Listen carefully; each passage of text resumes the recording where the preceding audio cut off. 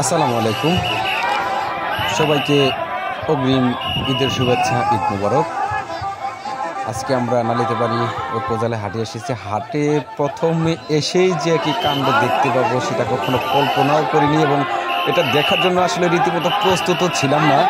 আসলে আমরা দেখতে পাচ্ছি প্রায় এই হাটের ভিতরে মারামারিগুলো। ওই যে দেখেন দেখেন কি মার দিচ্ছে, ওর ওর চাচারে, আরে চাচা কি মার দিতেছে। আসলে এইগুলা হয়ে থাকে বিশেষ করে হচ্ছে যারা মিডিয়া পার্সন থাকে তাদের কিছু ভুল বোঝাবুঝির কারণে।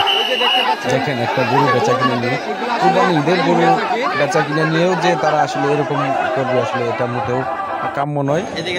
তো আমরা গরুর হাটে এসে কিছু গরু দেখলাম, গরুর দাম জানার চেষ্টা করলাম। আসলে বন্যার কারণে আমাদের এদিকে শুরু থেকেই কোরবানির গরুর দাম খুবই কম এবং প্রচুর কালেকশন মানব গ্রামে গঞ্জে আছে, যেটা আসলে অপরিকল্পনীয়। এত পরিমাণ গরু যে আপনারা দেখতে পাচ্ছেন, চতুর্দিকে কিন্তু পানির মাঝখানে কিন্তু আমাদের এই গরুর হাটটা অবস্থিত।